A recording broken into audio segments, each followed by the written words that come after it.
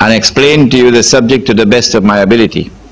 Having done that, it is now for you to decide whether you want to accept the explanation I have given, and if you have accepted this explanation, to then act upon it.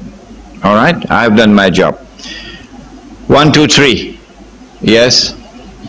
There's an institution in Sydney called the MCCA, and they lend money on the principle that they buy a flat and the amount they buy is all you pay back. But let's say, for example, you bought the flat for $1,000 or whatever you bought it for. You pay rent to them according to how much you paid back. So let's say you paid half the flat back and pay half the rent at the market value. In order for this principle, this method to work, to be halal, the house is on sale for $100,000. I put up 10,000. The investment company, which does not have to be Muslim, puts up 90,000. It does not have to be Muslim. And we now have a partnership. We bought the house on the basis of a partnership. They own 90% of the equity. I own 10% of the equity. We now have a partnership. The partnership now signs an agreement with me, which is a rental agreement, that I will rent the house at the market rental value, not at the rental value that Mr. 90% determines. Not at the rental value that one of the partners unilaterally determines. Not on that basis. On the basis of the market rental value, which is determined through a valuation, a business valuation. What if the rent is set at the average of the state? Let me repeat one more time. Yes. Islam operates on the basis of the market, not the state. The state does not determine market price. The market determines market price. So you get a business valuation which determines the value, the rental value. And both parties must decide upon that third party who will be the valuation. When we get the market rental value, not the rental value unilaterally determined by one partner, at that market rental value, the house is now rented. When the rent is paid every month, 90% goes to that partner and 10% comes back to this partner. This is a separate transaction, independent transaction. So long as I have 10% of the ownership, the equity, I get 10% of the rent. The lease is, say, for 1 year.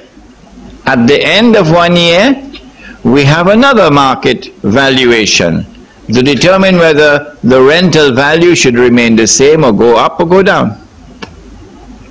Every year, we have a new lease. Okay? Now, in addition to this, we have a second agreement. And the second agreement is that the partners who own the property are responsible to the extent or proportionate to their ownership, responsible for taxes. So you will pay 90% of the taxes, and I'll pay 10. Responsible for maintenance, so you'll pay 90% of the bill for maintenance, and I'll pay 10. And that the partners have the permission to agree upon one partner increasing his equity. So I want to increase from 10 to 20. Anytime I want to increase my equity, anytime I want to buy from my partner, we will have to determine the market value of the house, because that market value changes. We will not operate on the original purchase price of the house. No. Every time I buy from you, we determine the market value. Therefore, we determine the market value of the portion I want to buy. I pay you. my equity increases from 10 to 20 to 30 to 40 to 50, etc. When I have bought you out, then the house is mine, and you transfer the total ownership to me. This is a halal transaction. I have not found it anywhere in the world today, except for one instance I have found in San Francisco. Only one. Was your hand up in the beginning? No. No. No, I think I have a very important question. That gentleman there. Which man? Yes. In a situation, if somebody buys a house, borrows money from the bank, say buys a house for $150,000, and say 4 or 5 years down the track, he realises that it was haram, and he decides to repent and sell the house. Okay? He bought the house for $150,000, he sold the house at the market value, which is about $300,000. Is he entitled to the profits? Yes. He's entitled to all the I just mentioned it.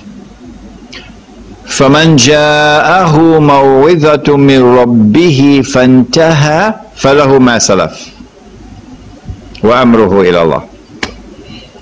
You don't have to give away that profit as charity. You don't have to give away or leave it with the buyer, reduce the price. No. Yes?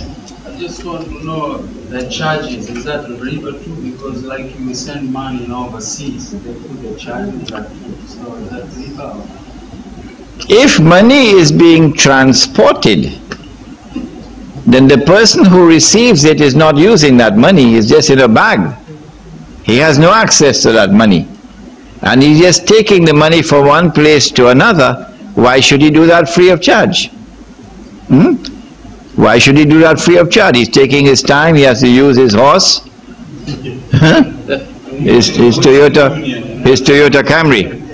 So, to move money from one place to another, all right, that is something for which you should have to pay the person who is working. However,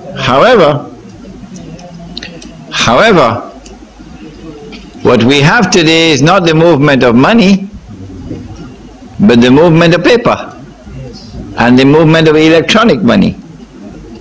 All right? If I give you 10 gold coins and I say, take this to Melbourne for me, I ought to compensate you for your time and your effort. But this is halal money. When you're transporting or moving haram money, how can we get a halal fatwa?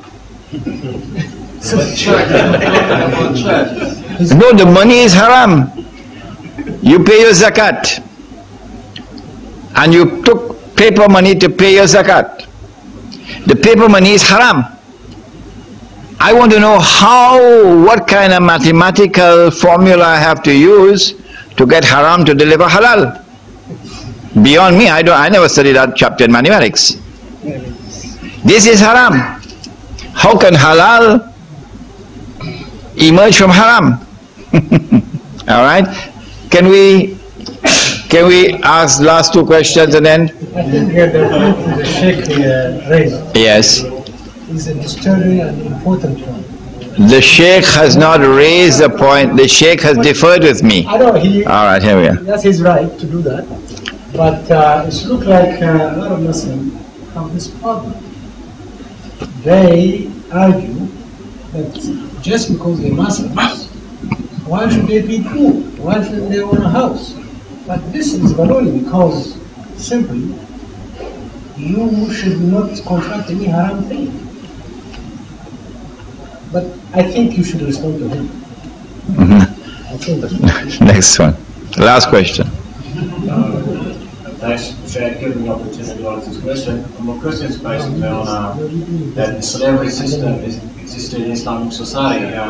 If that system was legal, on what basis the transaction had taken place between the master and the slave? Because I'm not very sure about this topic, and if you think this today is the right time, probably. If you come here, make problem.